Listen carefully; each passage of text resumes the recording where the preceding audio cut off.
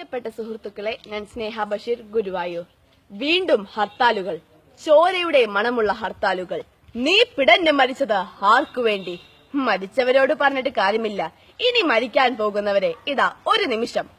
നിരവധി രാഷ്ട്രീയ കൊലപാതകങ്ങൾക്ക് സാക്ഷ്യം വഹിച്ച നാടാണ് നമ്മുടെ കേരളം. രാഷ്ട്രീയം എന്നത് രാഷ്ട്ര നന്മയ്ക്കുള്ളതാണ്. എന്നാൽ ഇന്ന് അതൊരു പഴഞ്ചൊല്ലായി മാറിയിരിക്കുന്നു. സുഹൃത്തെ, നീ ഏത് പതാകയ്ക്ക് വേണ്ടി പിടഞ്ഞു മരിച്ചാലും നഷ്ടം നിനക്ക് മാത്രം. പാർട്ടി പതാകയിൽ പൊതിഞ്ഞ നിന്റെ ഡെഡ് ബോഡി ഒരു പൊതുദർശനത്തിന് വെക്കും. ആയിരങ്ങൾ നിന്നെ ചുറ്റിക്കറങ്ങി പടിയിറങ്ങും. നിന്റെ നേതാക്കന്മാർ ഒരു നിമിഷം നിന്റെ ബോഡിക്ക് മുന്നിൽ തലകുനിക്കും. നിരവധി ആളുകൾ വിലാപയാത്രയായി ചിതയിലേക്കോ പള്ളി മൈതാനിയിലേക്കോ സെമിത്തേരിയിലേക്കോ കൊണ്ടുപോയി നിനക്ക് അവസാന യാത്ര നൽകും. പിന്നെ ഒരു അനുശോചന യോഗം. ആ യോഗത്തിൽ നിന്റെ നേതാക്കന്മാർ നിനക്ക് മുമ്പ് കൊല്ലപ്പെട്ടവന് വേണ്ടി എഴുതി തയ്യാറാക്കിയ അതേ വരികൾ ഉച്ചഭാഷണിയിലൂടെ വിളമ്പും. നീ പാർട്ടിക്ക് ഒരു രക്തസാക്ഷി, അവർക്ക് വേണ്ടതും അതുതന്നെ. ദിവസങ്ങൾ കഴിയുമ്പോൾ നീയും 6 അടി മണ്ണിൽ അലിഞ്ഞു ചേരും.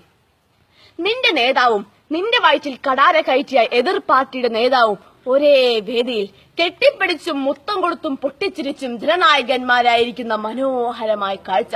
ഇവിടെ നീയോ നിന്റെ ഓർമ്മയോ ഇല്ല മോനെ. ചിന്ത ഇവിടെ ഉദിക്കട്ടെ.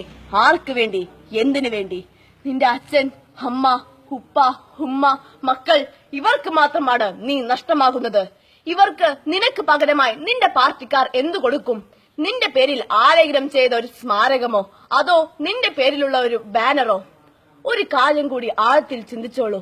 നിന്നെ നൊന്ത് പ്രസവിച്ച മാതാവ്, നിന്റെ ബീജത്തിൽ പിറന്നു വീണ മക്കൾ, ഇവർക്ക് ഒരാഴ്ചക്കാലം മുഴുവൻ നിന്നെ ഓർത്തുള്ള കണ്ണീർ തുള്ളികൾ ചുടുരക്തങ്ങളായി ഈ ഭൂമിയിൽ ഉറ്റി വീണുകൊണ്ടേയിരിക്കും. വേണ്ട, അരുത്. നേതാക്കന്മാർക്ക് വേണ്ടി നീ ജീവൻ ബലിയർപ്പിക്കരുത്. കത്തികൊണ്ടും കടാര കൊണ്ടും കൊടുവാൾ കൊണ്ടുമുള്ള രാഷ്ട്രീയത്തോട് ഗുഡ് ബൈ പറഞ്ഞേക്കൂ. ജയ് ഹിന്ദ്.